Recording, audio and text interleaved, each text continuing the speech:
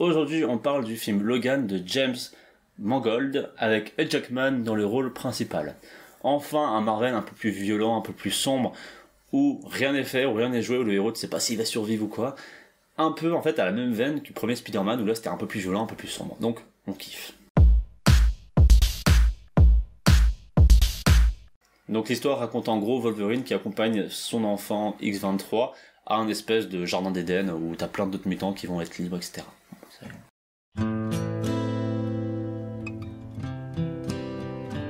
Le film tient deux propos. Le premier, c'est la dégénérescence de Logan. Son état mental est déjà névrosé, mais son corps le lâche maintenant. Sa guérison ne fonctionne plus bien, et petit à petit, il va aller de mal en pire jusqu'à en mourir. J'ai bien aimé ce film parce que c'est assez cool, c'est une thématique qui revient souvent, l'équilibre, qu'il y a tout le temps un cycle entre vie et mort avec du temps entre les deux. Et là, même un héros tel que Wolverine, qui est censé être invulnérable, immortel limite, bah il crève. Tout simplement, il crève. Et ça, c'est un truc qui fait la donne, en fait, qui change la donne dans les films Marvel, parce qu'on a tout le temps l'habitude du même schéma. Bon, Infinity War, ils ont un peu aussi suivi le même rythme, mais le premier, c'est quand même Logan. Normalement, les schémas de Marvel, c'est le héros rencontre le méchant, ils se battent, mais il n'y a pas vraiment de vainqueur, même si le héros il se dit putain, il est balèze ce mec. Ensuite, le méchant revient vers le défonce le héros remise en question, qu'est-ce qui se passe, entraînement, motivation, je suis à bloc, etc. Dernier affrontement, le héros défonce le méchant, happy end, il finit avec la gonzesse, ils ont des enfants, etc. Fin, bonne soirée.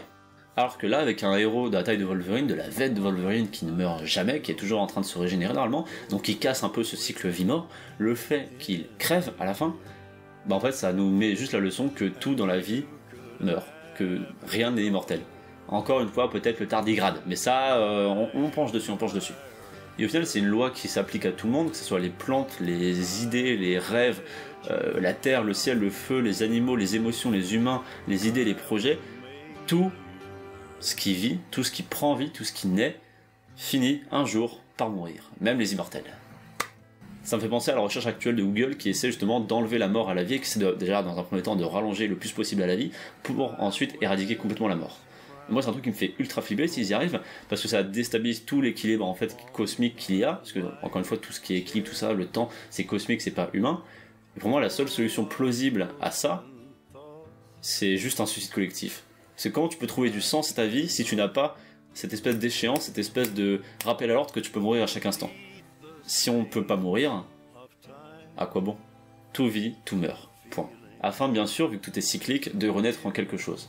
Ici, dans ce film, Logan a vécu, Logan meurt, mais il va renaître en quelque chose d'autre. C'est le second propos du film. Oh, Father, tell me. Plusieurs scènes, notamment celle où ils sont accueillis par une famille qu'ils avaient aidé sur la route, ainsi que toute la relation Logan et X-23 durant le film.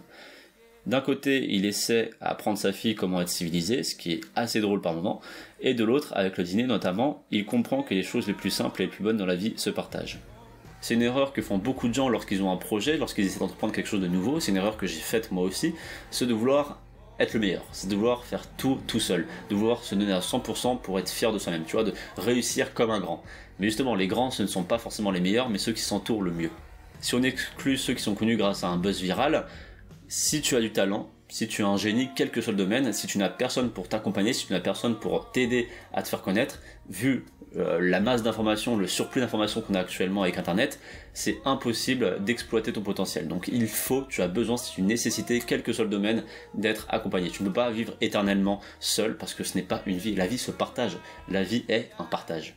Professionnellement, pour ne pas stagner dans ta grotte. Socialement, pour avoir du soutien de tes proches quand il se passe des épreuves un peu dures, ou ne serait-ce qu'avoir la survie sociale que je te parle dans cette vidéo.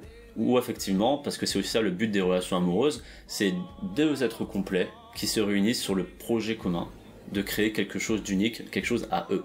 Ça soit un bébé ou une relation, mais créer une entité distincte d'eux, mais qui partagent tout de même ensemble. Et secondo, la transmission. C'est ce que je te disais à la fin du premier point, Logan vit, meurt et renaît en quelque chose, donc il renaît pas physiquement, mais il renaît dans la transmission de valeurs à sa fille, de comment se battre, de comment survivre, de ce qui est important, et il lui transmet des choses morales. Parce que l'une des choses les plus cool dans la vie, c'est de transmettre le savoir qu'on a réussi à acquérir. Pas de manière un peu orgueilleuse ou égocentrique, mais justement de manière bienveillante, de donner son savoir. C'est pour ça que j'ai monté ma boîte, c'est pour ça que j'ai ce canapé rouge et que je vous fais des vidéos. Et c'est aussi pour ça que pas mal de gens s'embellissent de manière incroyable dès qu'ils ont un enfant pour qu'ils transmettent. Et refuser ce devoir que chacun possède, c'est nuire à l'humanité entière. Parce qu'on ne serait pas là, on n'aurait pas toute cette technologie, on n'aurait pas cet éveil de conscience actuel, on n'aurait pas toutes ces connaissances s'il n'y avait pas eu cette transmission de savoir, s'il n'y avait pas eu ce partage, cette évolution des consciences. La transmission, c'est la survie.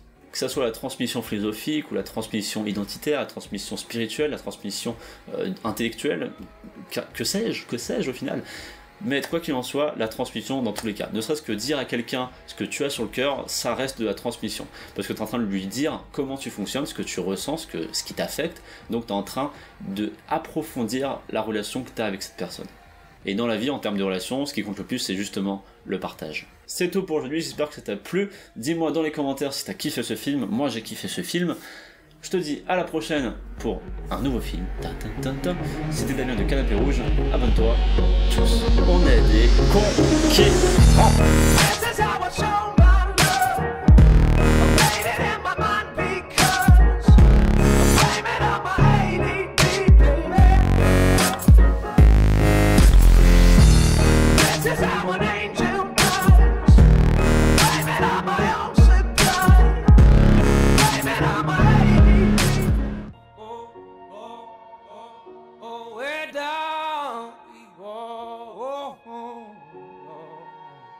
So